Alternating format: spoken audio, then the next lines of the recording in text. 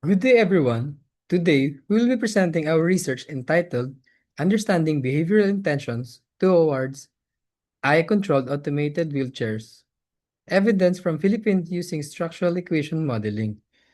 This study focuses on understanding how people perceive and accept eye-controlled automated wheelchairs using the Technology Acceptance Model or TAM.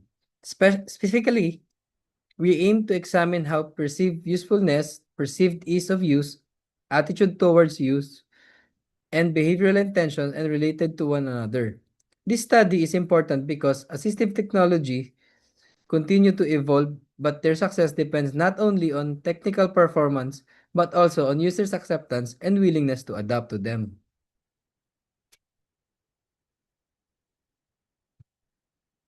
Background of the study. Mobility is a fundamental part of daily life because it allows individuals to participate in education, work, healthcare, and social interactions.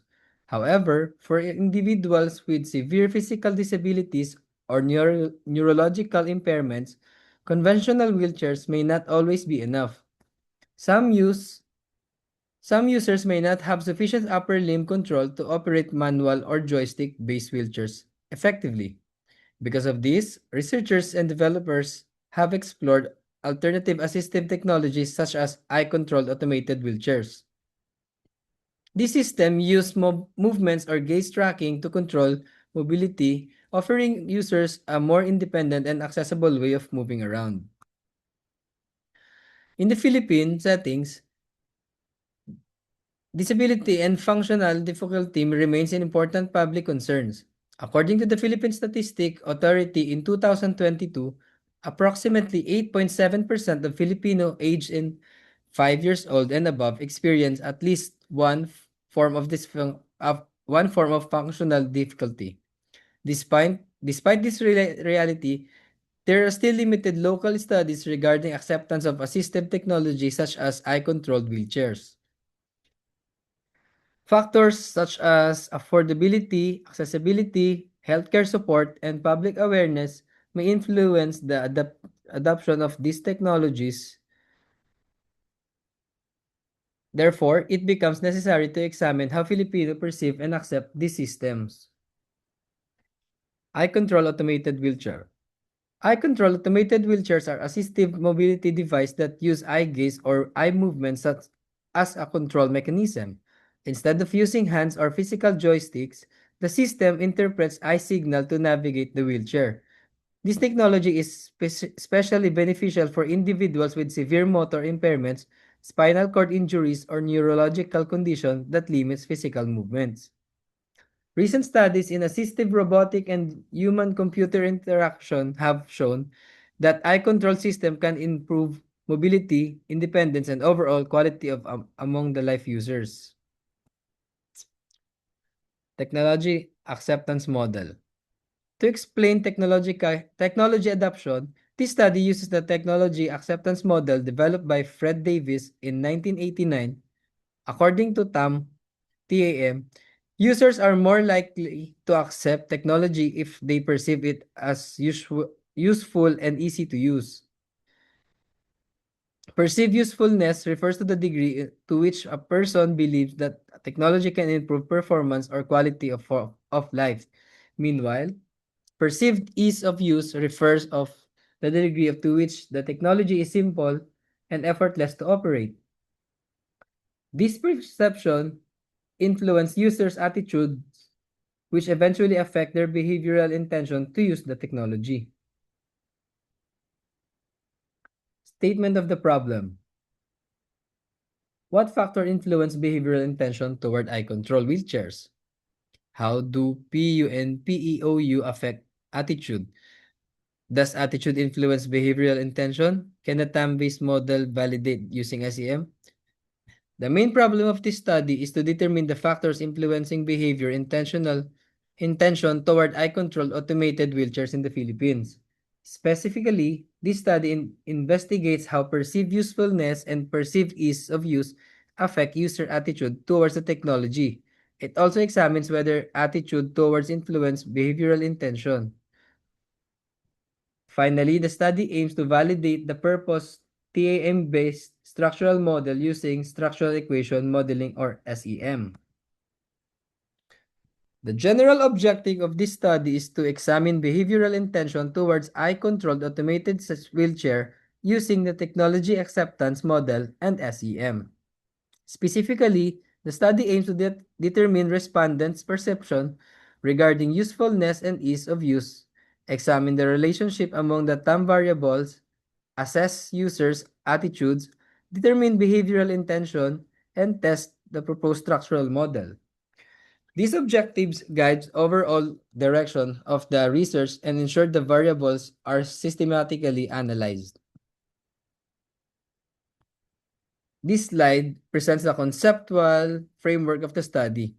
Based on TAM, perceived ease of use expected to influence the perceived usefulness because technologies that are easier to operate are often viewed as more beneficial. Perceived ease of use and perceived usefulness are also expected to influence users' attitudes towards technology. Finally, attitude towards use of hypnosis hypothesized to affect behavioral intention. This framework allowed the researchers to examine how users' perception translate into acceptance intentions to adopt technology. Research hypothesis. Based on our conceptual frameworks and existing literature, the researchers formulated 4 hypotheses. The first hypothesis state that perceived ease of use significantly influenced the perceived usefulness. The second hypothesis state that perceived ease of use significantly influences the attitude towards use. The third hypothesis states that perceived usefulness significantly influences attitude towards use, while fourth hypothesis state that attitude towards use significantly influences behavioral intentions. Scope and delimitations. The scope of the study is limited to the acceptance-related variables include the technology acceptance model. Specifically, the study focuses on perceived usefulness, perceived ease of use, attitude towards use, and behavioral intention. The study does not evaluate actual engineering performance, clinical effectiveness, or long-term technical functionality of eye-controlled automated wheelchairs. Furthermore, the study relies on self-reported responses from respondents, which means findings may not perfectly represent actual behavior in real-world setting. Significance of the study. This study is significant for several groups. For assistive technology developers, the findings may provide insights into designing more user-centered mobility systems. For healthcare professionals and rehabilitation specialists, the study can provide better understanding of the factors influencing acceptance of assistive technologies. For policymakers, the findings may contribute to evidence-based planning and inclusive mobility programs. Ultimately, the study promotes accessibility, independence, and inclusion for individuals with disabilities. Research design.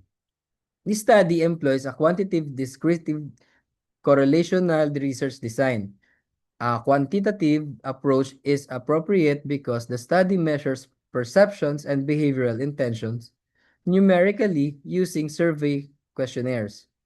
The descriptive correlation design is suitable because the study examines the relationships among the variables without manipulating them. The study also utilizes structural equation modeling because SEM allows simultaneous analysis of multiple relationships among latent variables while evaluating overall model fit. Respondents of the studies. The respondents of the studies may include persons with mobility impairments, caregivers, rehabilitation patients, healthcare professionals, physical therapists, occupational therapists, and individuals familiar with assistive technologies. The researchers will also purpose purposive sampling to ensure that respondents possess relevant knowledge of awareness regarding assistive mobility systems. In addition, the study aims to gather at least 200 respondents because SEM generally requires a larger sample sizes to ensure stable and reliable results. Research instrument. The researchers will use structured survey questionnaire accepted from previous TAM-related studies. The questionnaire consists of two parts. The first parts gather demographic information such as age, sex, occupation, and familiarity with assistive technology. The second part measures the TAM constructs, namely perceived usefulness, perceived ease of use, attitude towards use, and behavioral intentions. Responses will be measured using a 5-point Likert scale ranging from strongly disagree to strongly agree. The instrument will also undergo content validation and reliability testings. Survey indicators. This slide presents the survey indicators used in the study. The indicators of perceived usefulness focus on mobility, improvement, convenience, and efficiency, and quality of life. The indicators for perceived ease of use assess how understandable and user-friendly the technology is. The attitude towards indicators examine respondents' overall impressions and comfort in using the technology, while behavioral intention indicators assesses willingness to use, recommend, and support adoption of eye-controlled wheelchairs. Data gathering procedure. Before data collections, the researchers will secure permission from appropriate institution and respondents. Participants will be informed about purpose of the study and will be provided informed consent before answering the survey. Data collection may be conducted online through Google Forms or through face-to-face administration when applicable. As gathering the responses, the data will be encoded, organized, and analyzed using statistical software such as SPSS or AMOS or Smart PLS. Statistical treatment. Several statistical tools will be used in the study. Frequency and percentage will describe the respondent's demographic profile, while mean standard deviation will determine the levels of the TAM variables. Cronbach alphas will be used to test the reliability of the research instrument. Most importantly, structural equation modeling will be used to test the proposed hypothesis and evaluate the fitness of the conceptual model using indices such as CFI, TLI, RMSEA, and SRMR. Ethical consideration. This study observed ethical standard in conducting research involving human participants. Participation is entirely voluntary, and respondents may withdraw from the study at any time without consequence. The researchers will also ensure confidentiality to proper handling and gathering data. No identifying information will be disclosed in any part of the research. Additionally, the study ensures that participants will not experience physical, psychological, or emotional harm during the conduct of the study. References. These are some of the major references used in the study. The research is primarily anchored on the technology acceptance model developed by Davis in 1989 and extended by Venkatesh and Davis in 2000. The study also uses references related to structural equation modeling, assistive technology, and eye-controlled wheelchair system from reliable academic and institutional resources such as WHO and peer-reviewed journals. Thank you for listening, and that's all.